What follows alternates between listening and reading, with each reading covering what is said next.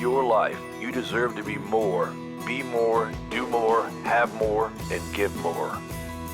And now the Becoming More podcast with Dianna Kokoszka.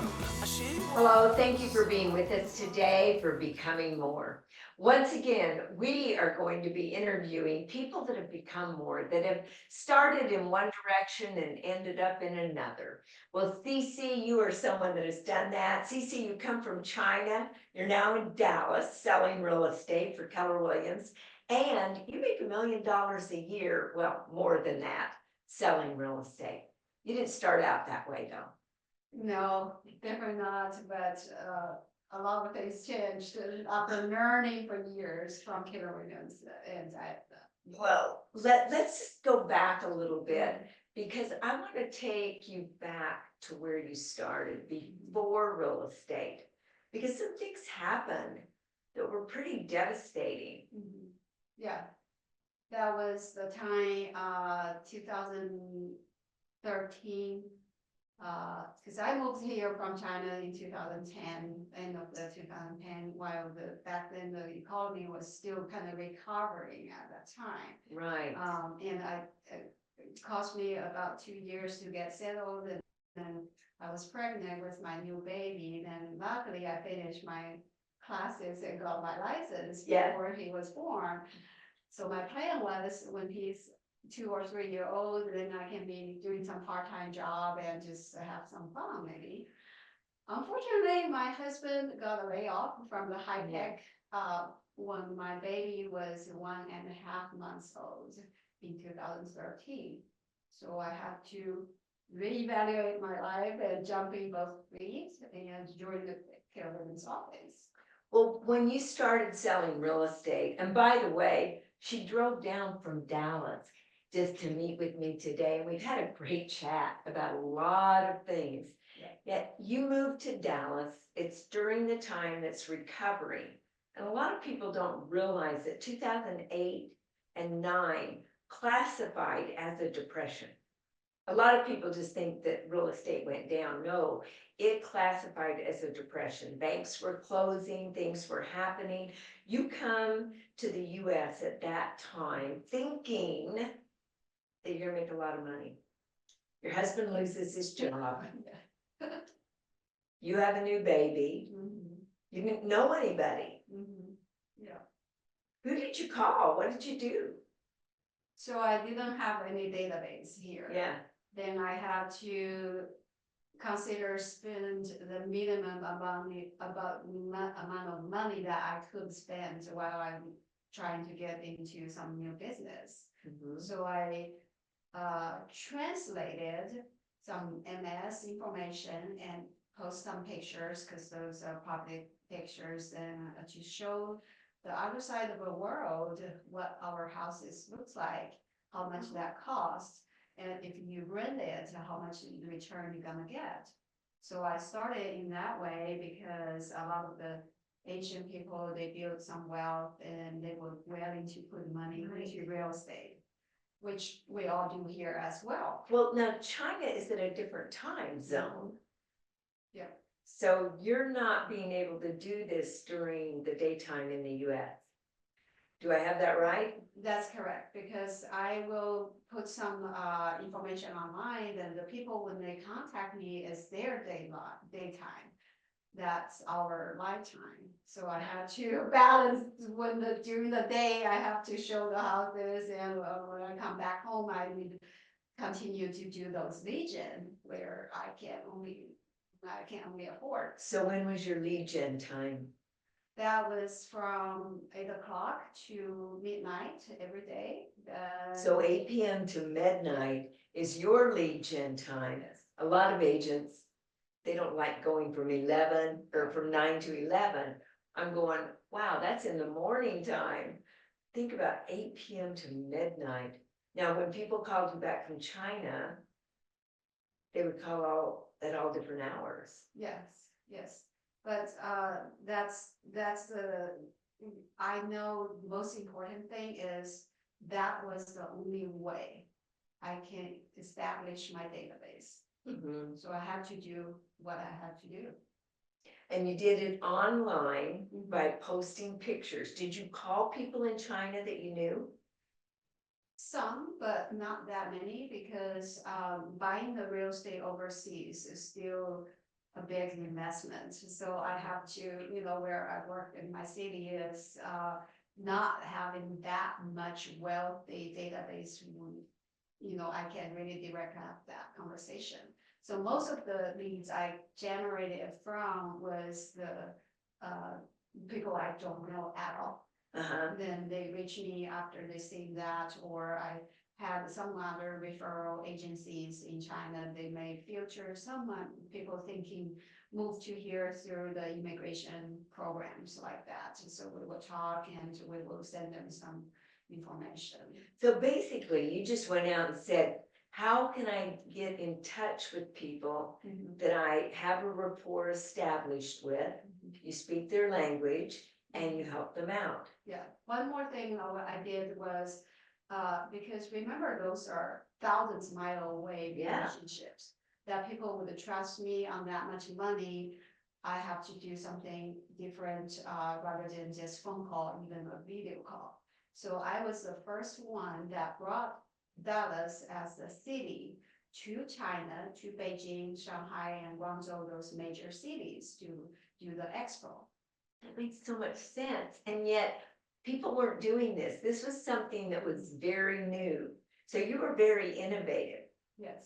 In essence, you said, how are we gonna make it? My husband's lost his job, I have a baby, and I gotta figure something out.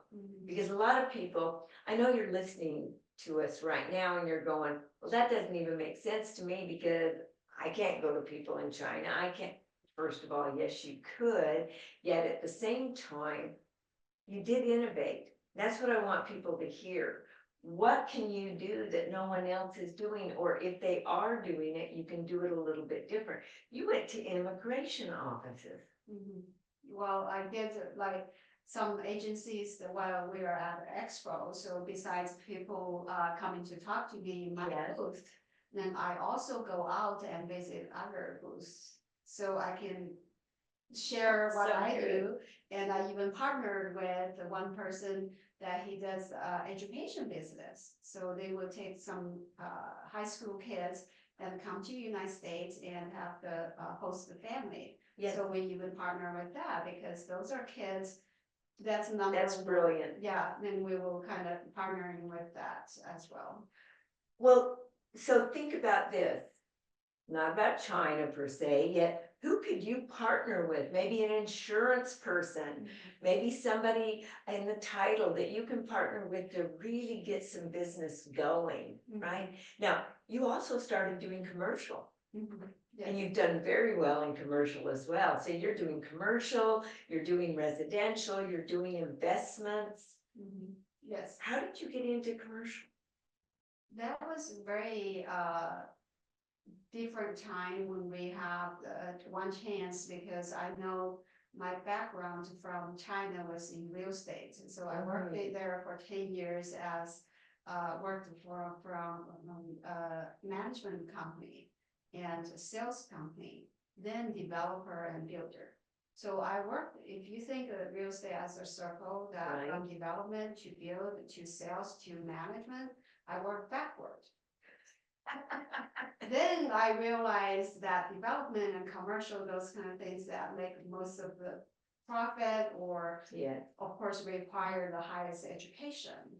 So when I had that figured out, I know on the daily work, I need to sell houses, keep my assistant paid, to keep my bills paid. But my goal already there, become a developer, commercial. Then how I get there is by have some other agents can handle my residential sales for me. So I share my money commission with them when I'm heading to that goal. So in 2015, my first land sale was 200 acres. That was, I had a chance, but I already worked to that direction. And since then, I kind of take off. See, I love what you're saying here, and I trust everyone is hearing this, is that you started and you knew where you had to start. You innovated and did something different, yet you knew where you wanted to go. And that personal growth plan you also knew you had to have someone else come in and take over. Mhm. So you brought people in to help with residential as you kept learning about development, about land, about commercial, about building. You've just been educating yourself up the ladder, right? Yeah, because I know if I don't learn enough, I couldn't fail so quickly. So you kept learning all the time. What kind of personal growth plan do you have?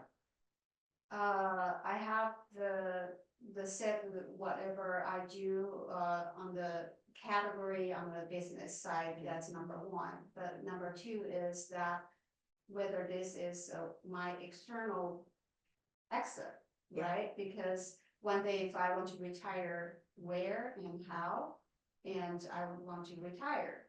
And different one thing is that I'm a people person. I want my team, all the people that I can take care of, I can, they can take care of themselves by that time, no matter I'm there anymore or, like that. So my personal growth plan is based on the business, the concept and where we really need to go and just kind of go up and to have that goal. I love what you just said. You said we're always going up. And that's what I saw as we sat and talked earlier. And the questions, you asked great questions. Also, Cece gave $500 to the kids that I love helping values, to teach values to kids. Thanks. And it was auctioned off and 4 of you paid the $500, and so she drove down to Austin rather than to do this via Zoom. So I said, well, let's capture some of this stuff that you've learned. You have children. Mhm. Very important for you to establish values with them. And a lot of our listeners have children as well. We'll get back to business here in a minute. You asked some great things about you're making certain what they watch, what they do, who they associate with. Mhm. What are some things that you're doing with your kids right now to help them learn and to grow? Mhm. I sometimes take them when I go to a open house, we did that. Yeah. And also just being with me, and I will show my son, for example, drive through, oh, Daniel, his name is Daniel, do you know what this type of house called? And I would say, oh, this is a townhome. Do you know what's the difference? And I would share with him the structures, shared wall, etc. And because he has one of his best friends living in a townhome. Oh, So I would kind of educate them, but I also love this. on the back end that implement back to our business, because this is, mom selling homes, right, or in the real estate, but he kind of already have an advantage. So you're teaching them architectural styling right now, the design, what era that is, how much it is. They're learning subdivisions Mhm. at a very young age. They're 7 and 11. Yes. Those are 2 great numbers, 7 and 11, right? They're very lucky. Keep them at that age. That'd be good.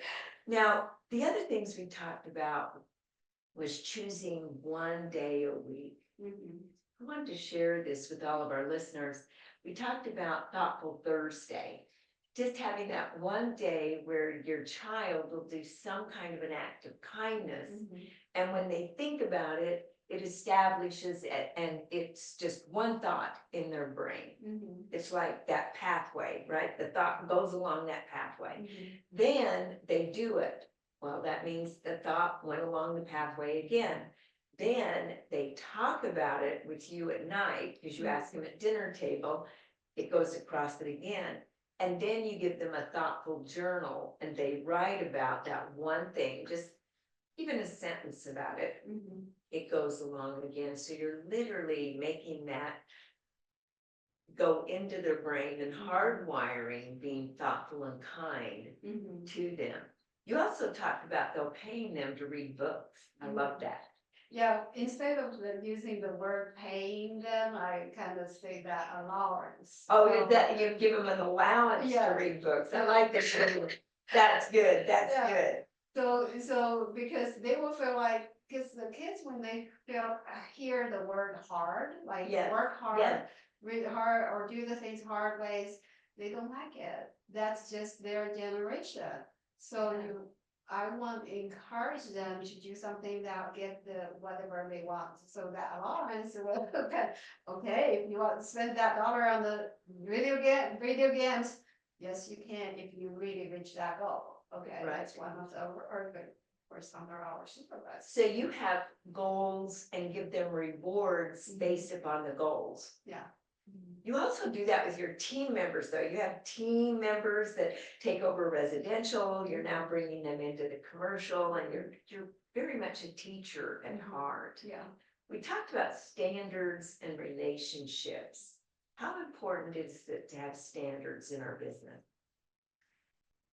Standard is the gold foundation, because not just the time, what time you should be there, but the quality of the work.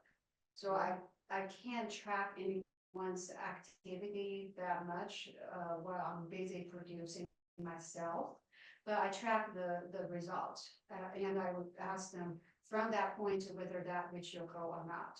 So that kind of the standard when we come in, I sit down with them. For example, right now I'm a mentor for a commercial agent. Even I told her, and we have signed an agreement that called mentoring agreement before she considered joining our team. So that's a 90-day program, and we review the standard line by line together and make sure she understands. So this is a written document that they go to, CC, and they read it, and you go through it with them line by line to make certain that if you're going to mentor them, they are going to do these things. Now, let's say they don't. Let's say they sign, because they're all excited, and then all of a sudden they just stop. Yeah. Many times, that's why we need the 90 days. Yeah. Right? Because they can be getting excited for 1 week or even 2 weeks, and later okay. Other ways we track also the results. So if you're not coming here, I know you're busy because she signed 5 buyer reps in like 2 weeks. Oh, that's really good. That's great. Yes. She would text me at 10:30 the evening and 4:50 morning time. But when I wake up at like 6:40, I would see her message. Yeah. And then I know how hard she was working, right? So those are the things when we really know if this is the right person, and you kind of get very clear picture. And we know that's the place we want to get.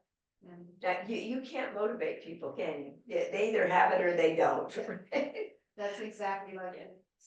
So what's happening in your world from the time you started real estate to now? What are some of the things that have helped you build a solid foundation?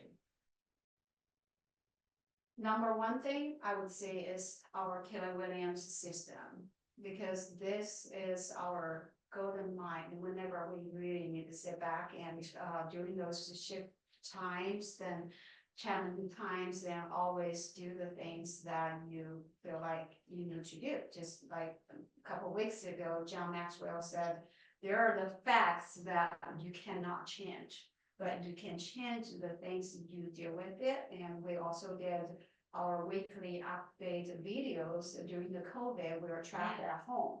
So my assistant helped me also put out the market statistics, also give them the confidence that the market is still, there, even though it's kind of paused for a moment.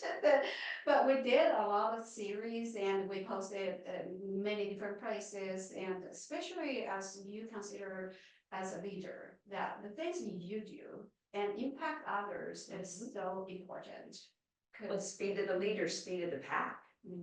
Right, now you were in Nashville just recently with John Maxwell, myself, and many others that were speaking there.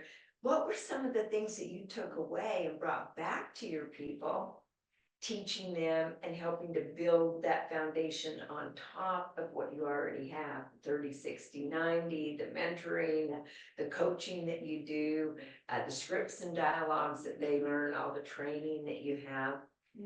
Yeah, what did you bring home? The takeaway is do a lot of things actually for others instead of yourself.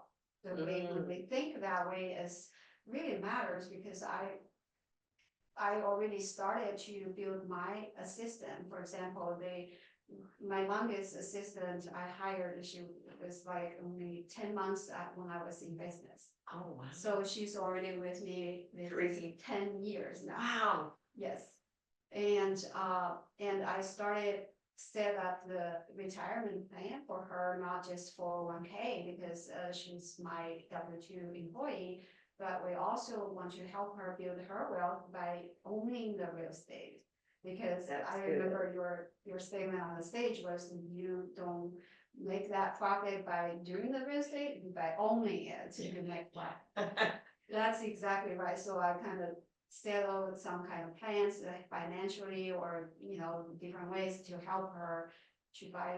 That was good. Yeah, you don't get rich selling it, you get rich owning it. So now you're establishing a plan for each of your people to buy real estate and helping them to buy that and make investments.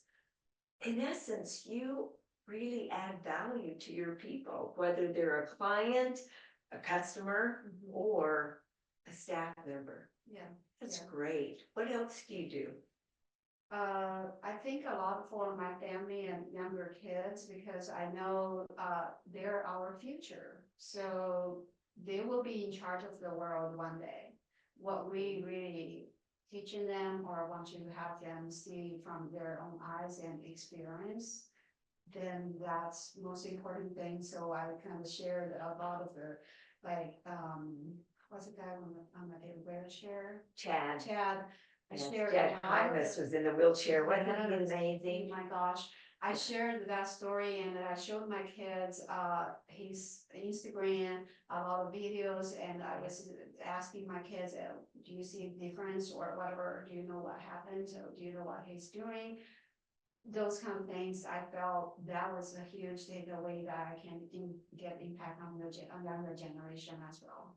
That's every speaker Yeah. had something to offer. And I was so glad you were there because you were helping the kids, Mhm. because all the money, which we raised over $200,000 that day, was so fun, to help buy books, to teach values to the kids. So I think a lot of it, even though we're talking about real estate, you're making over $1 million, you're making well over $1 million a year selling it, and you've invested in it, which is giving you back money. That giving, so many people just think about what's in it for me, right? Yet you never come across that way. It's always been about the other people, always helping them. How has that helped your business? I think that really consistently build up our reputation and referral. For example, we come in and do the different things like a peanut butter drive. If you heard of the food bank. Yes. So that North Texas Food Bank is our also the partner with Chinese community. And we do that every year to do donate peanut butter. That's just one of the things. So when they call, hey, we need, because COVID year was so hard, a lot of the additional funds needed, then they will say, so I set that business plan to also announce to all our audience or pipelines that every transaction we close, we're gonna donate certain money on your name, or if you went to the North Texas Food Bank. So there's many different things that, from our church, our those food bank that I'm on the board member of this organization as well. It's just seeing how grateful we already have in our plate or whatever our business. So those are the love people pour back to us. And so even my partner here in Austin, they have seen what I've been doing. They give me thousands of dollars, bring it to the food bank. Yes.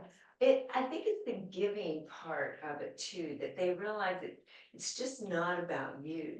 Now, you brought up some great points there. Community. I heard that word. Oh, build a community of your own. And it doesn't have to be a nationality. It can be a community of bike riders. It can be a community of boulders. It can be whatever, right? Yeah. Go join a bowling team. I almost said it wrong. So it's just a matter of what community. Then secondly, you said give back. And you have other people that give to you so you can give. I love that part. That's what you all helped me with. I wanted to give, and I give a lot of money to the kids. John knows he can count on X number of dollars for me every year, and yet I wanted to give more. And I thought, I gotta include my friends, and that was a lot of fun doing Yes. those kind of things, and the songwriting, and the football field, and the Grand Ole Opry, and going in where they filmed Hee Haw, and doing all those adventures, even added more to it. What, when you came home, you said there was a cyberbacker here, or a virtual assistant from the Philippines. Yes, yes. So how did you pour into them? So this gentleman that we hired about 3 years ago also was because the COVID changed his Yes. work.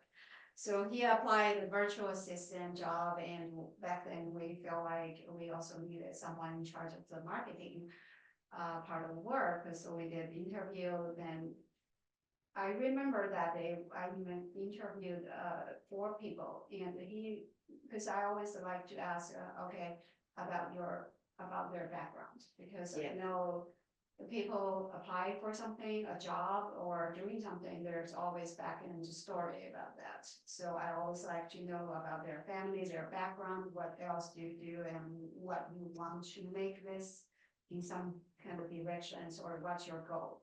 So he mentioned, I'm also a pastor, and I have a small church, and I run the weekly whatever the workshop, and he has 3 sons and wife, a lovely family. Besides, he has also skills I needed. So no question asked, I hired him, but then later I know how hard he's been working, and also he gives back to his community. I love that. Yes. I love that they give back. Yes. So how did he give back? Because you brought up something that he did. In mutual ways, I think, different ways, multiple, including one, because right now he's here in Dallas, we're training 2 weeks with us, but we share so much more. I learned that in Philippines, there's at least 30 times typhoon every year. So every time when that happens, a lot of people will get loss of power, there's flood coming and no food, whatever. So they always buy additional food, and there was a couple of times it was really bad. So we give him some money and have people do some things there. The second is because he become, our manager of the marketing that Yes. of the position. So he has been training some other younger people that learn how to do the virtual and could learn the skills, and then later they can get hired. That's besides the church, and he just did a free course online for teaching how to design the website from the scratch and how to do that, and How many people were on that? about 215. Isn't it so exciting that you're teaching what you bring back from Nashville, and he takes it and he teaches what he knows, because you're just pouring into people constantly. And what I've heard is you've got to build a strong foundation. You got to go for whatever reason. You want to take care of your family, whatever that big reason is, you got to go for it and do whatever it takes. Teach others and mentor others by caring about them and having high standards and holding them to those standards. Yes. To build a community and always give back and invite that community to give back with you. Now, those were just some of the takeaways, yet you had so many great gold nuggets there. I'm assuming, based upon all the things that you've said, that you've done some investing in real estate yourself. Yeah. Yes. I was very, the first house, the investment house, we bought, was 2013, after 5 months in the business. Yeah. My husband was so nervous, because he was like, I will need to handle management of tenant. I don't know how, I don't want to have that pressure. Yeah. So I give him a good reason. That was our son. Because Oh, he was that's born in good. 2013, and I told him, hey, honey, look, this house worth this much, and we only need to pay 25% of the down payment, which we saved Yeah. some money. All the other mortgage PITI will be covered by the rent, and we apply for 15-year loan. So when our son, right now is only a few months Yeah. old, when he get ready for the college, we can Right. sell that house, and that's his college fund. So brilliant. And so he liked that. He liked that. So it was the reason that you gave him. So you bought this first property and what did you learn from buying that first one to go on to buy more? How hard to handle the whole tenant, whether that really got scary or something that I felt I need more practice to help my business to Yeah. grow as well. Because if I'm selling investment homes to others and I'm not even an investor. Oh, how- that's tough, isn't Yeah. it? When people say, hey, let me help you do this, I don't believe in doing it myself, yet I'll help you, yeah, the authenticity kind of goes away there. Exactly. I like to, if I focus, I committed to do something, I will do it 100%. I don't like just code feet, then pull it out. Right. You know, I was on the phone with Larry and John Maxwell. Larry is John's older brother. And we were talking about wealth and that, and he talked about relationships. That everything he has done by building that community of relationships, he's gotten a lot of opportunity. And I hear that in your voice and the things that you've said a lot, is you built this community and you built relationships and you give back to those people and invite them into giving back. How have you established relationships with people? What are some of the things that you do? Do you call them, email them, text them? What things do you do?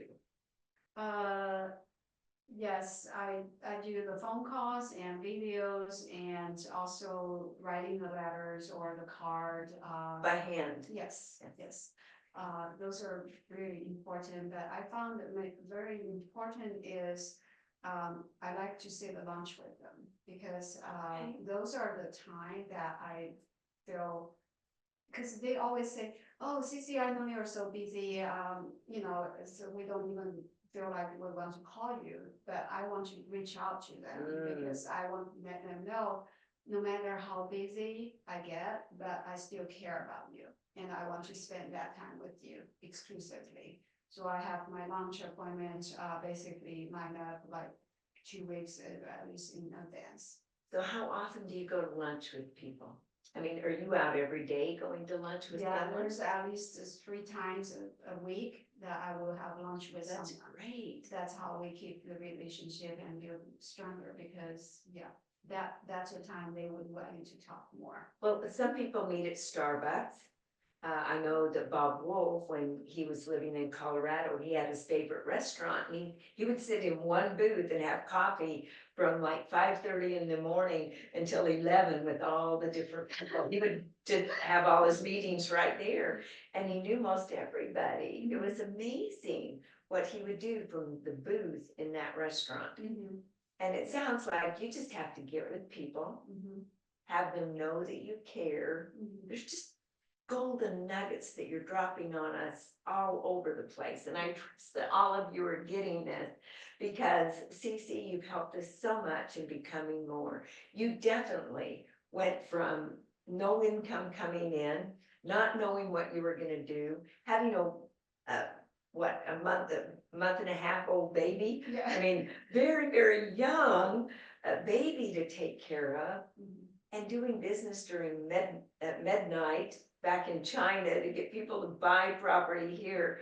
And look at you now, making millions of dollars selling real estate and enjoying every minute of it, taking people out to lunch 3 times a week. Mm-hmm. And I know this book is sitting here because you said you wanted to give it to the gentleman that did From all the Philippines, training. yes. Yeah, from the Philippines, so I'll be signing that for you. I appreciate you being in Nashville. I definitely appreciate you giving money. And it's just been such a pleasure to have you here today, and especially driving 3.5 hours just to come down and spend an hour and doing a podcast. So here we are. How would they reach you, Cece, if they wanted to know more about Dallas, give you a referral, or just reach out and be part of your community? Oh, yeah, just give me a call or go to my website. It's called Hampton, HAMPTON international.com. That we do have a very international team. So my team Yeah. also, I want to brag on that, can speak different languages, not only Mandarin Chinese, but Cantonese, Portuguese, and Spanish. Oh, my word.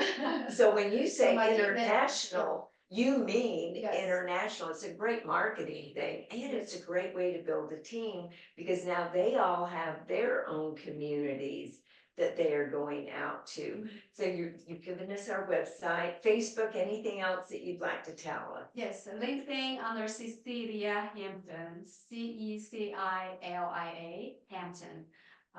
Also Facebook, yes. Absolutely. So we trust that you've gotten something out of this, and you too are becoming more, especially in 2024. Thank you. In your life, you deserve to be more, do more, have more, and give more. And now the Becoming More podcast with Dianna Kokoszka.